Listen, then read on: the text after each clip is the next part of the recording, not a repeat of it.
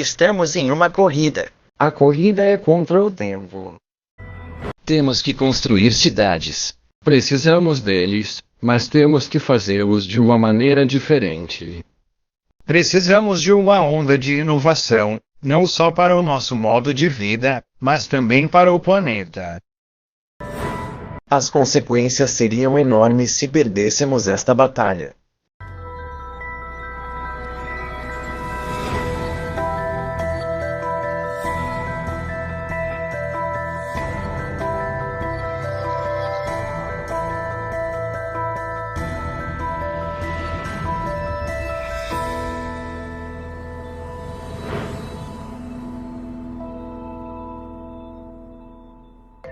Sou Thomas Guedes, editor executivo da revista Wired. Na Wired, olhamos para os inovadores e inovações que estão mudando nosso mundo.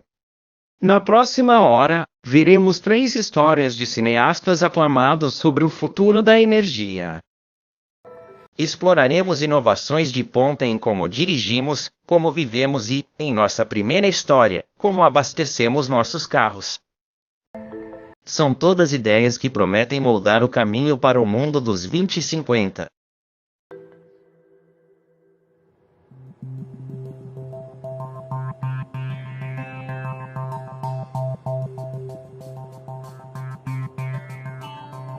O mundo tem agora perto de 1 bilhão de carros e podemos dobrar o número de carros no planeta em 2050.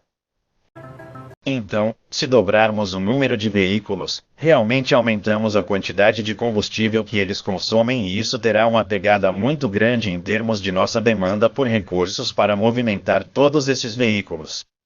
Estamos extraindo o carbono armazenado no subsolo e queimando-o em nossos automóveis e colocando todo esse dióxido de carbono na atmosfera. Se não reduzirmos isso, poderemos ter mudanças no clima das quais nunca poderemos nos recuperar. Há uma série de previsões para o tipo de economia de transporte em que poderíamos entrar. Uma visão é que usaremos cada vez mais combustíveis líquidos. Outra é que usaremos cada vez mais eletricidade. E agora mais da atividade industrial está focada em biocombustíveis líquidos. A coisa sobre o combustível é realmente incomparável em termos de peso quanta energia há em um galão de combustível. E mesmo que as baterias se desenvolvam como alguns dos defensores esperam que se desenvolvam, não veremos baterias operando caminhões grandes e certamente não veremos uma placa de ar eletrificada. Vamos precisar de combustíveis de transporte para aqueles que substituirão diretamente os combustíveis derivados do petróleo que usamos hoje. Isso fez com que as pessoas procurassem uma série de outras alternativas ao petróleo em seu tanque.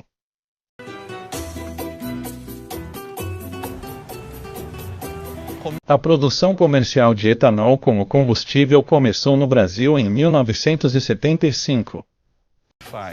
Quando iniciamos o programa do etanol, ninguém falava em redução de emissões. Isso não era um problema naquela época. Primeiro e mais importante, não tínhamos mais dinheiro para comprar petróleo depois do primeiro choque do petróleo. Éramos importadores de petróleo. E hoje, mais de 50% de todos os carros usam etanol em vez de gasolina. O Brasil fez uma escolha muito consciente de tentar encontrar uma maneira de reduzir sua dependência de combustíveis fósseis. E não precisaram ir muito longe porque o clima do Brasil é ideal para o cultivo da cana-de-açúcar. Quando você tem plantação de cana, você só tem 2 coisas para fazer: açúcar e etanol. Minha família está no negócio de cana-de-açúcar desde 1955. E há cerca de 30 anos, pensei que havia uma oportunidade de produzir mais etanol. E agora estamos produzindo 120,0 metros cúbicos de etanol. O Brasil tem hoje muito perto de 400 engenhos de açúcar. As vendas totais são de 30 bilhões de dólares americanos. E esse número está aumentando. Se você observar como eles produzem etanol e como o processo é eficiente, é realmente um modelo para todos nós. Eles moem a planta, extraem o açúcar da cana. O açúcar vai para esses grandes tanques de fermentação, que combinam os açúcares com o fermento que produz naturalmente o etanol. Eles usam o restante da usina para gerar calor para destilar o etanol e transformá-lo em combustível. Eles também usam esse calor para gerar eletricidade, de forma renovável, não colocando dióxido de carbono em excesso na atmosfera. O Brasil chegou a um ponto hoje em que está usando cerca de 40% menos petróleo do que usaria de outra forma. Mas o Brasil não pode fornecer etanol ao mundo inteiro, porque teria que cortar muito na produção de alimentos e em áreas naturais críticas como a Amazônia para que isso acontecesse. E isso realmente se resume ao fato de que há apenas tanta terra arável, e cultivar combustível para nossos tanques de gasolina é mais uma demanda nessa paisagem. Não podemos nos enganar pensando que encontramos uma solução geral para o problema mundial. Acho que teremos que enfrentar o mundo dessa maneira hoje. Não temos mais petróleo em grandes quantidades. Não temos carvão transformado de forma limpa. Enquanto isso, temos que fazer o melhor que pudermos. O melhor no momento é que podemos fazer biocombustíveis. Cana-de-açúcar para etanol é um processo incrivelmente eficiente. Você gasta cerca de 7 vezes a energia que gasta no cultivo da cana-de-açúcar. Nos Estados Unidos, quando produzimos etanol a partir do milho, para cada unidade de entrada de energia, obtemos aproximadamente a mesma quantidade de energia. Então, realmente não estamos ganhando nada. Precisamos de um processo melhor. Não temos que pegar o que a natureza nos deu. Na verdade, podemos projetar plantas e leveduras para serem mais eficientes, e essa é a base para muito do trabalho que estamos fazendo agora.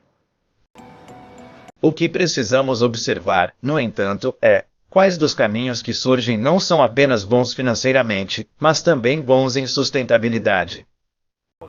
E esta equação está realmente aberta agora. Estamos em uma corrida para desenvolver combustíveis. A corrida não é com outros países. A corrida é contra o tempo.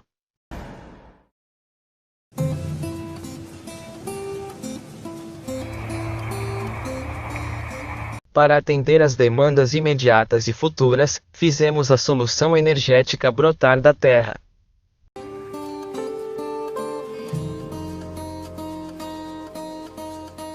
O Brasil é o país produtor de etanol mais eficiente do mundo. O álcool de cana-de-açúcar do Brasil pode reduzir a pegada de carbono total em até 70% em comparação com a gasolina.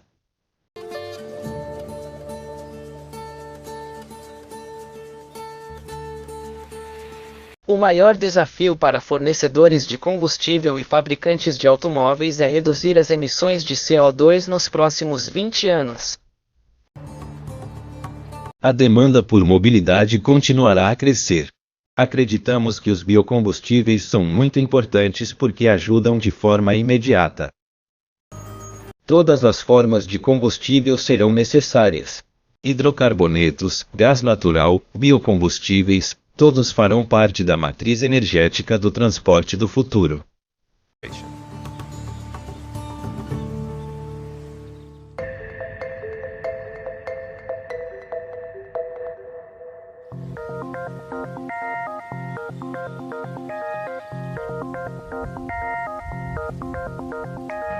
O Brasil teve muito sucesso em pegar um recurso que tinha e encontrar o processo para transformá-lo em etanol, e as pessoas chamam isso de biocombustíveis de primeira geração. Temos muitos trabalhos de laboratório em todo o mundo que estão olhando para a segunda geração, que geralmente transforma material celulósico de, por exemplo, ervas daninhas em biocombustíveis. E os Estados Unidos estão na vanguarda da parte da inovação da equação.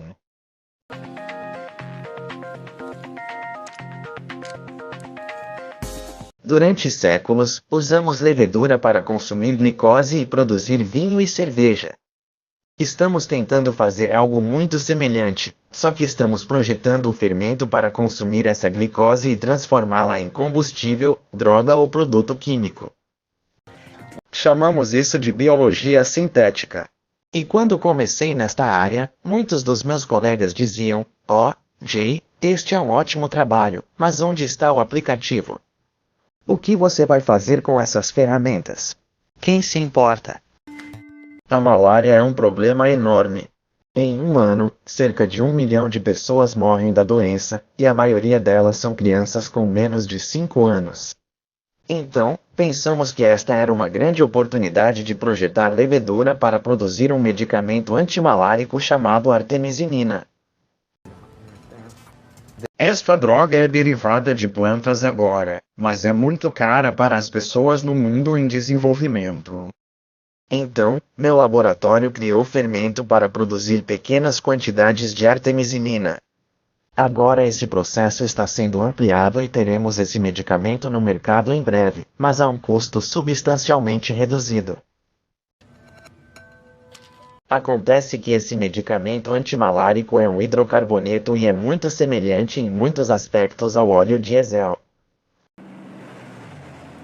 Pensamos, nossa, agora podemos voltar nossa atenção para os combustíveis. Poderíamos fazer algumas mudanças naquele micróbio para transformá-lo em um micróbio produtor de combustível.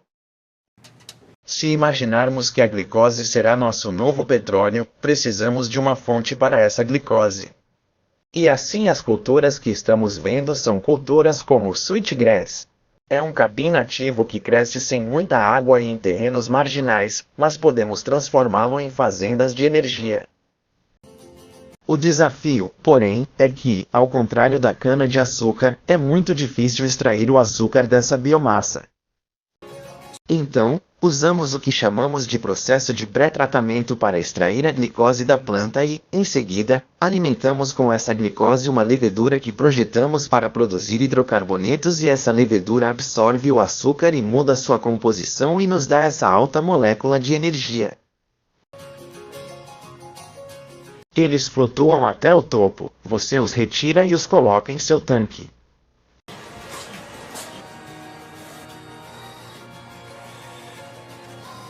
Mas é preciso muito trabalho para ir daquele pequeno tubo de ensaio até o tanque de 1 milhão de galões. Então temos que dar um tempo, mas acho que algumas das descobertas que estão acontecendo podem ser aplicadas até o final da década. Aqui, coloque isso lá também. Em termos de equação sustentável para o planeta, o papel dos biocombustíveis é bastante complicado. Há uma variedade de culturas que não competem diretamente com os alimentos e encontrar maneiras de utilizar esses tipos de culturas primeiro é muito atraente.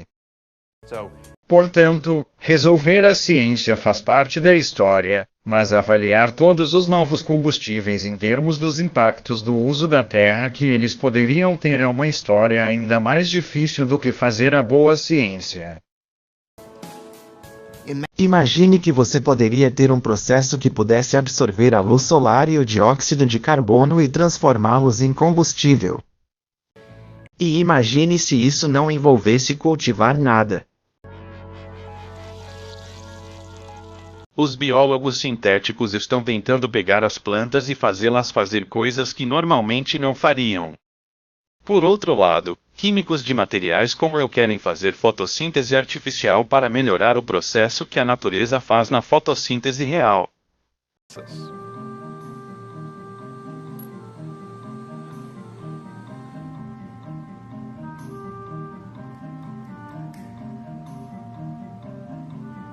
Devemos seguir o modelo das plantas que convertem a luz do sol em combustível, mas adotar a abordagem de que poderia ser muito mais simples. Tudo o que realmente precisamos é de um absorvedor de luz que absorva a luz solar. Também precisamos de um catalisador como ferro ou níquel. Então, quando você vê o hidrogênio saindo de um material fotoativo, esse é um exemplo de um semicondutor quebrando as ligações químicas da água para produzir hidrogênio e oxigênio. Em última análise, nossas peças vão estar contidas em algo que seja fácil de desenrolar como plástico bolha, ou que venha à luz do sol e a água. Você liberaria o oxigênio para o ar, mas o fundo eliminaria seu combustível líquido ou gasoso que então você poderia conectar e usar em nossos carros, aviões e armazenamento.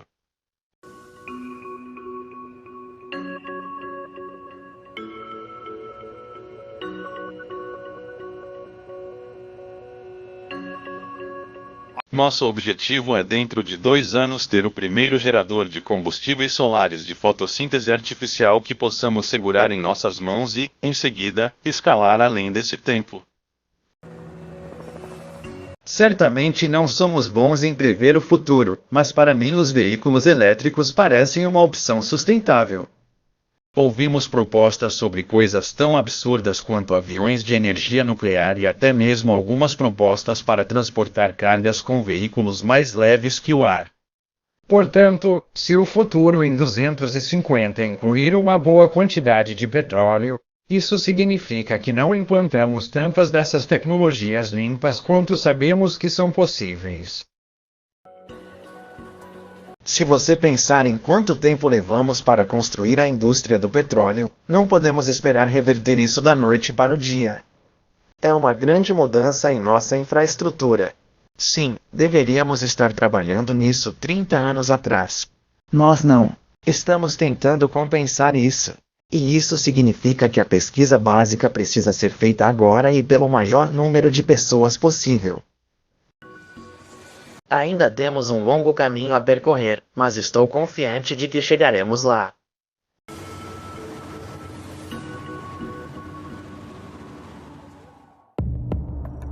No futuro, os mapas tridimensionais ajudarão as pessoas a chegar aos lugares com mais eficiência.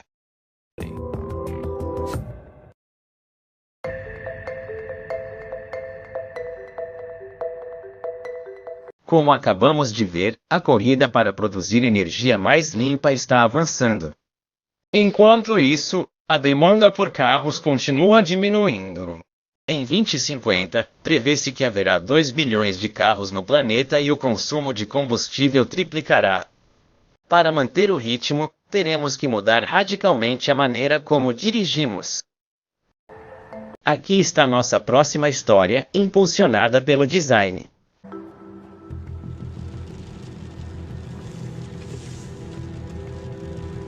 O automóvel deu a volta. De muitas maneiras, era o futuro. Pensamos nisso como uma das mudanças mais positivas que aconteceram na sociedade. De repente, nossa capacidade de conseguir um emprego mudou. Podemos morar mais longe com terrenos maiores, com melhor qualidade de vida. Tudo parecia muito bom, mas há limitações para jurar pelo carro. Se ficar congestionado, sua qualidade de vida cai imediatamente. Para passar tanto tempo no carro, é muito ineficiente o uso do consumo de combustível. As coisas começam a fazer sentido de repente. Isso não o aproxima de onde você quer chegar, na verdade, às vezes, o leva mais longe. O americano médio passa quase 300 horas por ano em seu carro, 38 delas presas no trânsito. Anualmente, o congestionamento consome mais de $1 bilhão em gasolina apenas nos Estados Unidos. A ineficiência causada pelo trânsito, tanto financeira quanto pessoal, é enorme. A história de Dirk Sheehan e Carmen White não é incomum hoje. Dirk trabalha a 1h30 de distância em Warrenville, Illinois.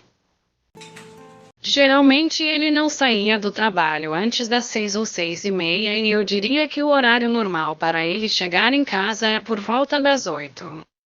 Terminei. Você está pronto?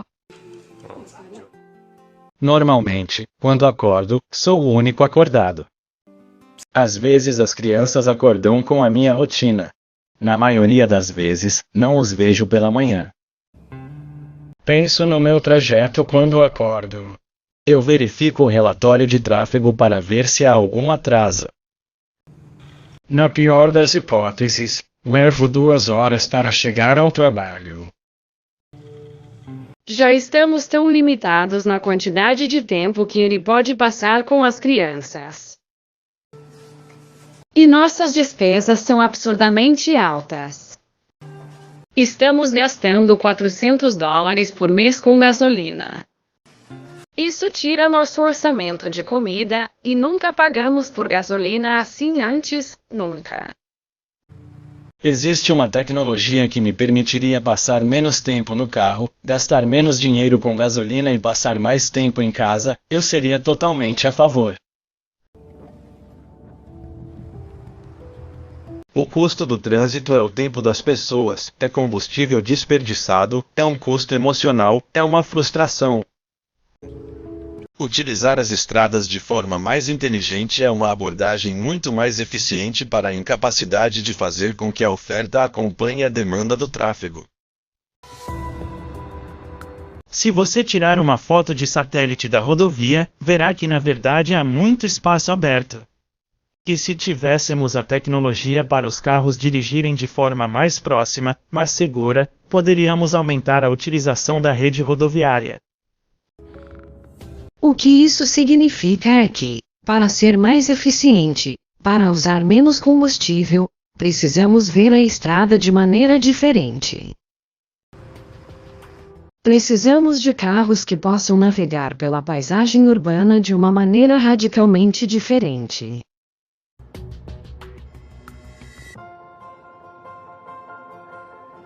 No futuro, os mapas poderão ajudar as pessoas a chegar aos lugares com mais segurança ou eficiência. Hoje apenas ajuda você a ir do ponto A ao ponto B. Mas e se eu quiser chegar a algum lugar e usar o mínimo de combustível possível? Ou, se tiver um veículo híbrido, quero ter certeza de que tenho bastante carga não apenas para chegar lá, mas também para voltar para casa. Portanto, as informações que ajudarão as pessoas a alcançar a rota mais eficiente ou segura são informações mais detalhadas sobre a estrada do que muitas pessoas imaginam ser possível coletar hoje. Aqui em Chicago, a unidade de localização e comércio da Nokia está desenvolvendo a próxima geração de mapeamento. LiDAR, sonar, vídeo de 360 graus, todos são componentes do que a Nokia chama de mapeamento digital. Usamos 64 lasers que giram e coletam dados de forma tridimensional sobre o mundo. Ele cria o que chamamos de nuvem de pontos de informação. Essa nuvem de pontos nos permite medir distâncias, então, entre os pontos que coletamos.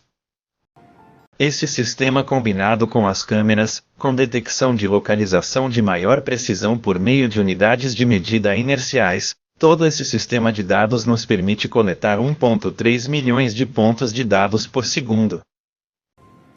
Provavelmente dentro de 2 a 3 anos, você verá mapas tridimensionais que integrarão as informações de tráfego em seu roteamento para ajudá-lo a entender se eu tenho 5 rotas diferentes para seguir, qual é a mais eficiente hoje, devido à forma como os semáforos estão funcionando, dada a forma como o tráfego está funcionando. Todos esses fatores serão levados em consideração para garantir que eu tenha o melhor caminho. Mas um mapeamento melhor que possa integrar topografia, infraestrutura e densidade é apenas parte da resposta. Outra chave para melhorar a eficiência do transporte é construir carros que dirigem sozinhos. A tecnologia de veículos autônomos tem um tremendo potencial para melhorar a eficiência de uma infraestrutura rodoviária. Ao remover os humanos da equação, eliminamos todas as coisas erradas que fazemos ao volante. Acelerar, mudar de faixa com muita frequência, fundir-se ao acaso. E ao combinar veículos autônomos com mapas tridimensionais sofisticados, podemos tornar a direção mais segura e mais eficiente em termos de energia. Esse veículo de próxima geração está sendo construído agora pela empresa sueca de caminhões Scania.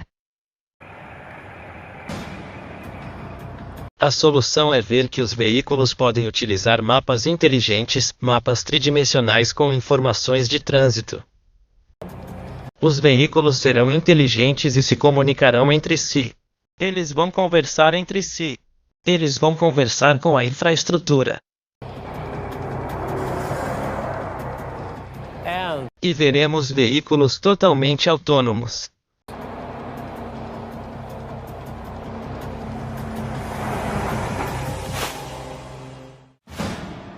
O objetivo era ter vários robôs e ver se eles poderiam percorrer 60 milhas de forma totalmente autônoma.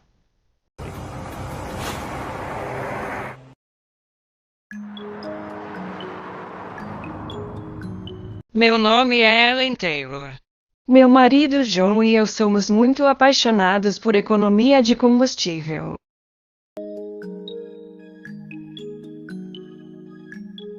Sim, é ótimo quebrar recordes mundiais, mas isso não é tudo agora, é mais importante educar as pessoas.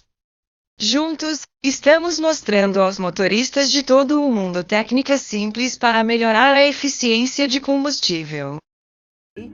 Executamos esses programas de educação, colocamos as pessoas na estrada conosco e, finalmente, ajustamos suas técnicas de direção. Coisas como verificar a pressão dos pneus antes mesmo de entrar no carro. Para cada PSI que seus pneus estão com pouca pressão, você está desperdiçando 3% de sua eficiência de combustível. E a diferença entre 65 e 75 milhas por hora é uma economia de 23%. Quando você fala com o público em geral, eles ficam muito surpresos com o fato de uma empresa de energia como a Shell estar tentando educar as pessoas sobre como economizar dinheiro, como reduzir as emissões de CO2. E aqui temos a Shell nos enviando ao redor do mundo para fazer isso. Sempre esperamos que, quando você estiver neste planeta, possa fazer uma diferença real na vida das pessoas. Quando você recebe e-mails de pessoas dizendo, economizei essa quantia este ano, agora posso colocar comida na mesa, então você sabe que está realmente fazendo a diferença.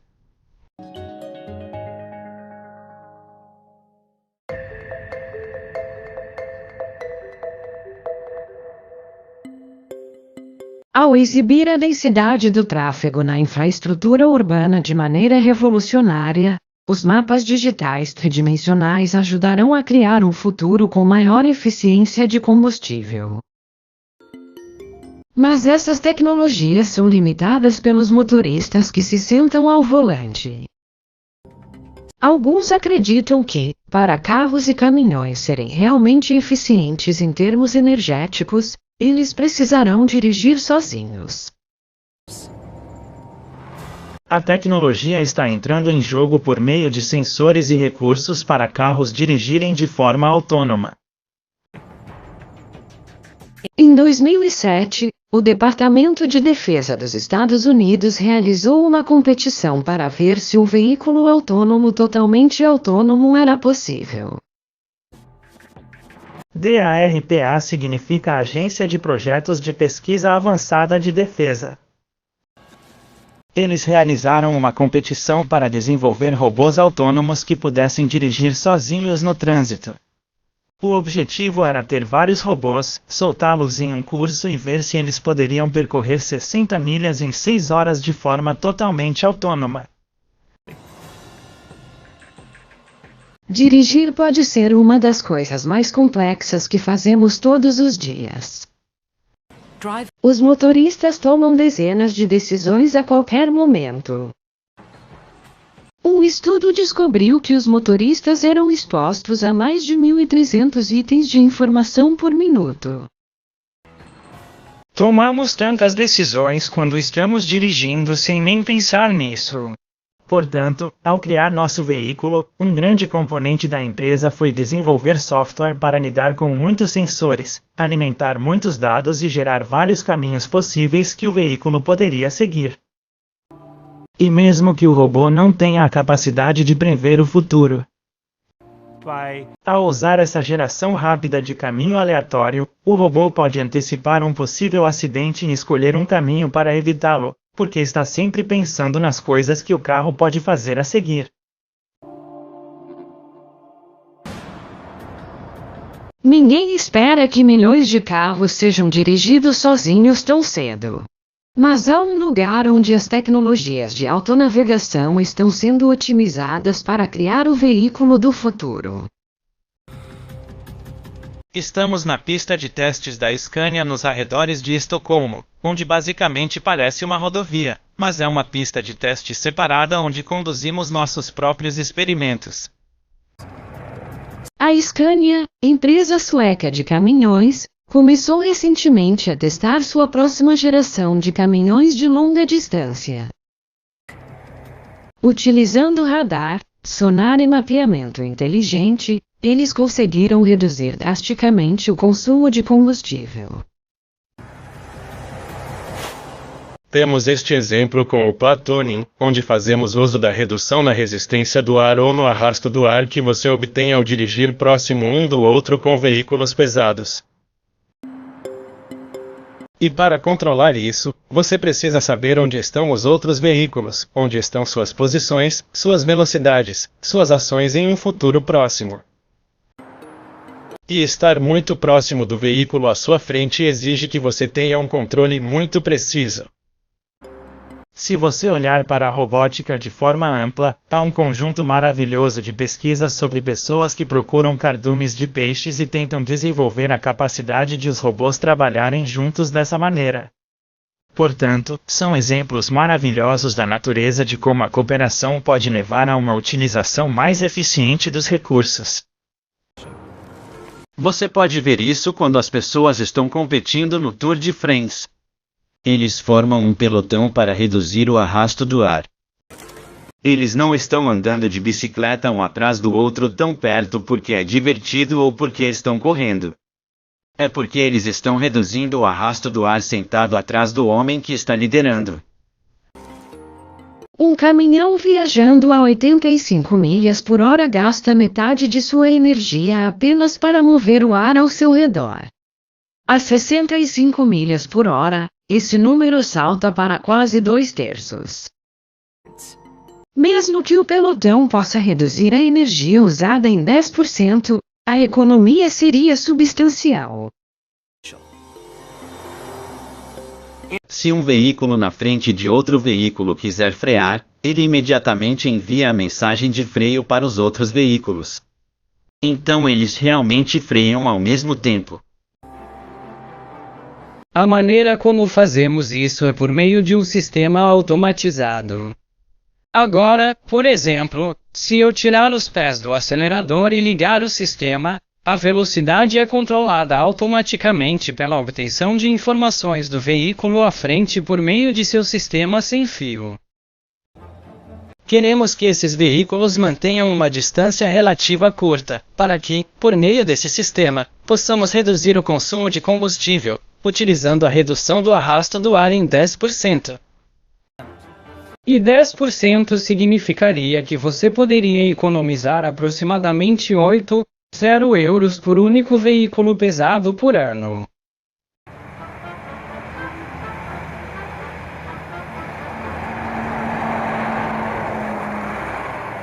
Pode levar algum tempo até que os veículos autônomos constituam a maioria dos carros nas rodovias americanas. No entanto, algumas dessas tecnologias já estão entrando em nossas vidas.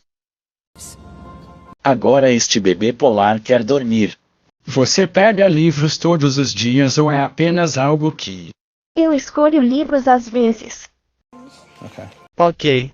Quando olhamos para o futuro, os sistemas certamente o tornarão mais seguro, eficiente e barato para você, além de tornar sua vida mais fácil porque você passará menos tempo na estrada. A cidade começa a falar, começa a dizer onde está o congestionamento, o que está acontecendo nas diferentes áreas da cidade. De repente, o carro se torna parte de um ecossistema muito maior. Podemos observar como os carros interagem com outros carros, como os carros interagem com a infraestrutura e nós, os motoristas, podemos começar a tomar decisões inteligentes sobre como nos locomover. De repente, a mobilidade se torna uma coisa totalmente diferente. Não importa quanto dinheiro eles tenham, não importa quanto petróleo eles tenham, todo mundo tem que ir em uma direção diferente.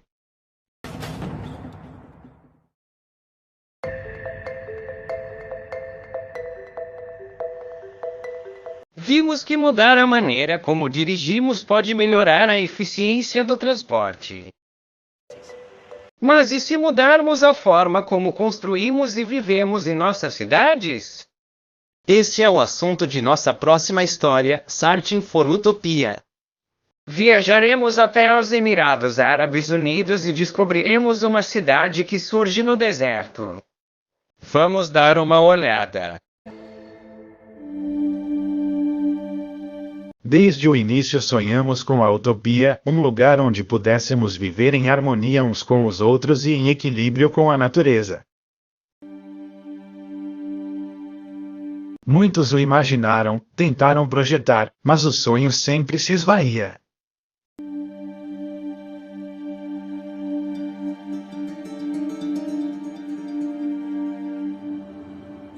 Então eu ouvi que eles estavam construindo uma nova cidade chamada Masdar, perto de Abu Dhabi, no deserto da Arábia. Parecia um lugar improvável para a utopia, e eu queria vê-lo.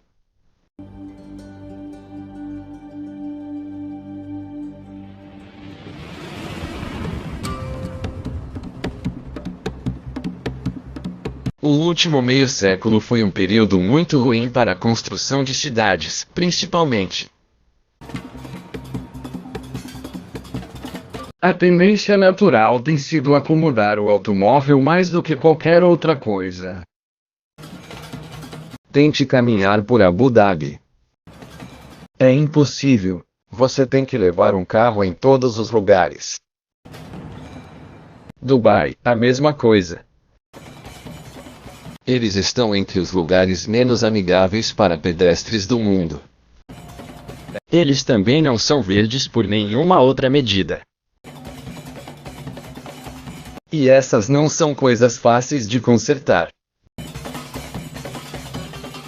O Mazda ainda está em construção e não parece muito visto da estrada, mas eles afirmam que vai redefinir a forma como as cidades são projetadas, construídas e movidas. A cidade de Masdar em Abu Dhabi será a cidade do futuro e o modelo para o mundo. Depois de ver o que eles imaginaram para esta cidade utópica, é muito impressionante. É neutro em carbono, adequado para pedestres e alimentado por energias renováveis. Mas percebo que teremos que mudar nossa relação com os carros.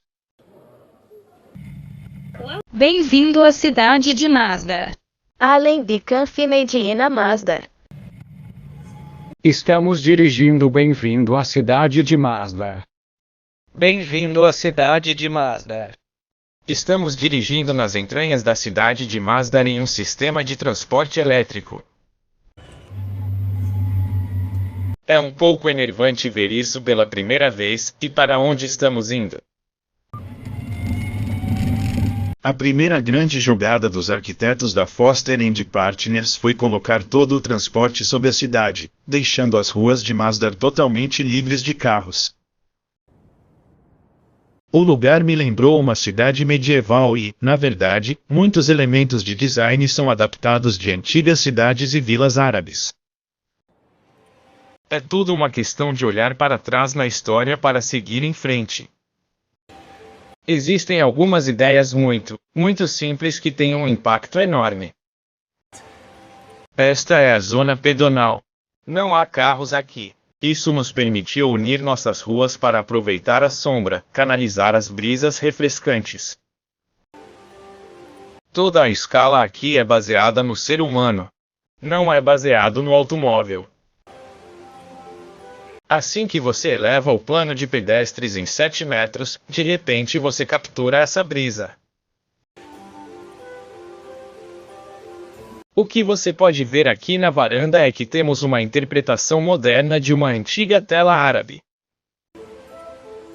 O que devemos evitar é que a luz solar direta atinja qualquer pedaço de vidro. Assim que o sol bate no vidro, o calor é transferido para dentro do prédio e temos que usar mais energia para resfriá-lo. Isso pode realmente fazer tanta diferença? Sim, absolutamente. Por exemplo, o centro de Abu Dhabi, ruas de 60 metros de largura, asfalto preto, prédios espelhados, sem proteção contra o sol. Num dia de setembro, a temperatura do ar em ambos os lugares era de 39 graus. Em Abu Dhabi, a temperatura medida no asfalto era de 57 graus. Em Mazda, a temperatura medida no solo é de 33 graus, então baixamos a temperatura do ar. Estamos tentando fazer o máximo possível com o mínimo possível. Esses movimentos de design simples reduzem as necessidades de ar-condicionado em 60%. Mas este lugar também é tecnicamente muito sofisticado. Os painéis do telhado não apenas fornecem sombra, mas também geram eletricidade.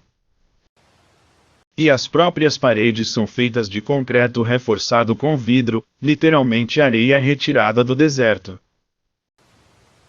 Tudo aqui é voltado para a maximização da eficiência energética. A NASDAR representa um sistema de valores totalmente diferente. Representa um reconhecimento de que, eventualmente, todo mundo tem que seguir um tipo diferente de direção. Não importa quanto dinheiro eles tenham, não importa quanto petróleo eles tenham, não importa qualquer outra coisa. Todas as cidades aqui nesta parte do mundo surgiram do nada. Não havia nada aqui não faz muito tempo, exceto pequenos assentamentos no deserto. E então todo esse petróleo e todo esse dinheiro e de repente, você sabe, bom, essas cidades começaram a aparecer. Mas eles surgiram em um falso amor por um modelo ocidental que já estava desatualizado. O modelo da cidade monopolizadora de energia baseada em automóveis do final do século XX.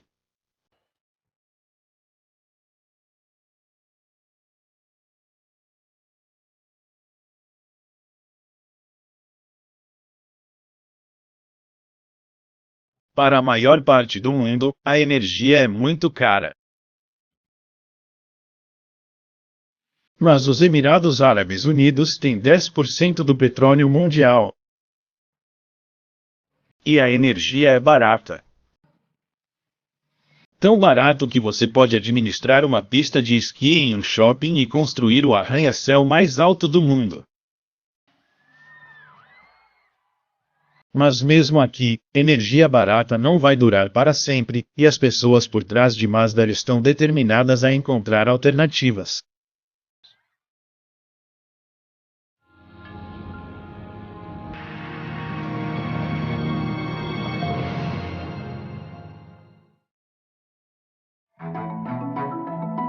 Um dos aspectos mais cruciais de nossa modelagem de energia e quantificação de cenários é quanta energia no total o mundo usará em 2050.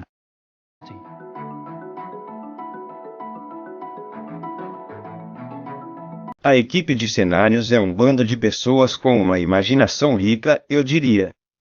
Temos cientistas políticos, economistas, especialistas em geopolítica. Na verdade, tentamos simplificar a complexidade ao nosso redor. Atualmente, nós da equipe de cenários estamos dando muita atenção às cidades e ao desenvolvimento da cidade.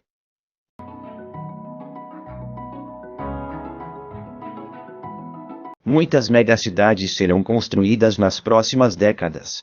Estamos falando do equivalente a uma nova cidade de 1 milhão de habitantes toda semana. Essa é uma demanda incrível. A maior parte dos recursos mundiais é consumida pelas cidades. E se pudéssemos oferecer um projeto para uma cidade melhor? transporte público, informação, energia. Entendemos que a demanda aumentará. Entendemos que os suprimentos atuais terão dificuldade em manter o ritmo. Portanto, é claro que temos que encontrar maneiras de preencher a lacuna entre a demanda e a oferta. As decisões que tomamos agora terão um grande impacto nas próximas décadas.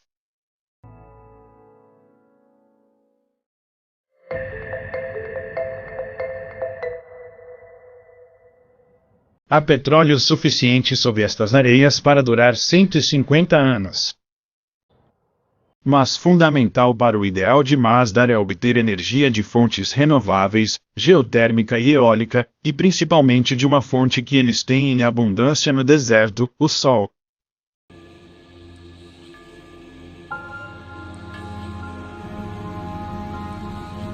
Este campo de painéis solares produz eletricidade mais do que suficiente para operar o MASDAR, e o excesso de energia é enviado para a rede de Abu Dhabi. Mas os painéis de silício são caros e o preço da energia solar precisa cair para ser competitivo da África à Ásia e ao Arizona. Para a Ásia, para o Arizona.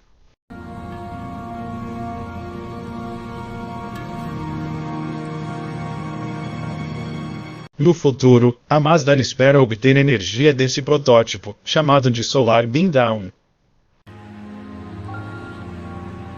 Usando espelhos altamente reflexivos, o feixe solar pode gerar energia de forma mais barata e ecológica do que os painéis de silício.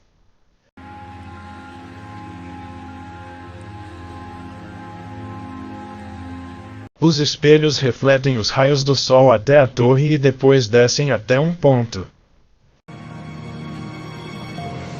Atingindo uma temperatura de 600 graus, o vapor pode ser gerado para mover turbinas para produzir eletricidade. Há apenas um problema. Nenhuma dessas tecnologias solares funciona à noite. Então, Masdar precisa extrair energia da rede quando o sol se põe. E essa energia vem do gás natural. A realidade é que ainda não é possível abastecer Masdar inteiramente sem combustíveis fósseis.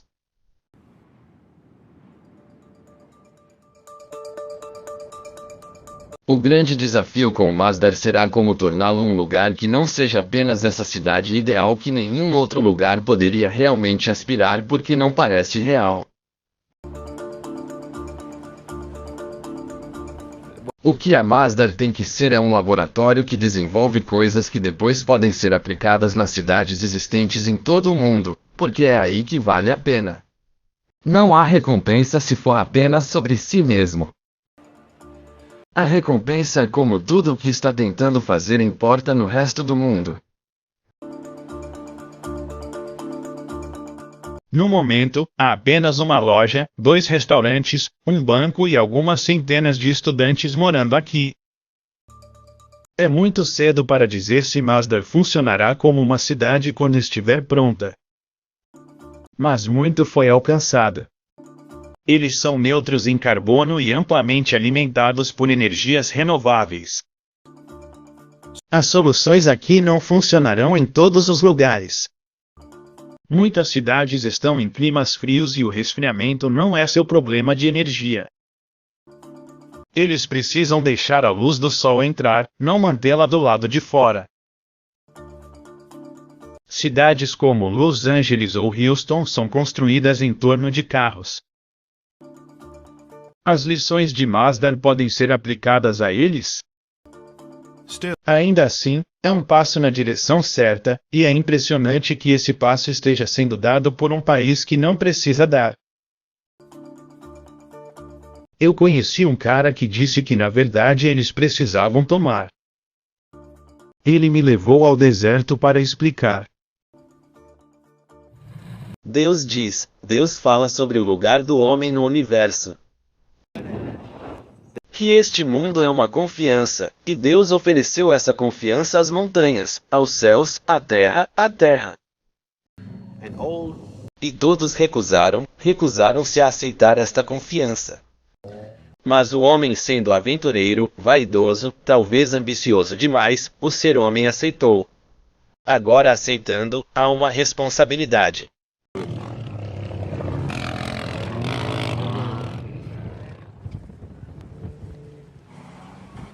Assumir a responsabilidade nem sempre é fácil. A utopia pode ser inatingível, mas devemos alcançá-la. E Mazda nos dá uma pista de como serão as cidades no futuro. Eles podem não se parecer muito com Mazda, mas serão moldados pelas mesmas preocupações, pela energia, de onde vem e como é usada. A forma como construímos cidades ultimamente é insustentável. Não podemos continuar a construí-los dessa maneira. Mas dizer que não podemos construir cidades do jeito que as construímos não significa que não possamos construir cidades no futuro. Na verdade, temos que construir cidades. As cidades são a afirmação essencial da civilização humana. Então vamos continuar a fazê-los. Mas temos que fazê-los de uma maneira diferente.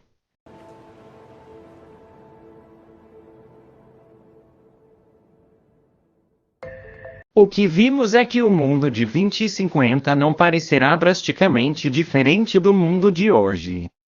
Mas os desafios de uma população crescente e aumento do uso de energia exigem soluções reais. São inovações como as que acabamos de ver que serão essenciais para traçar nosso caminho para o mundo dos 2050.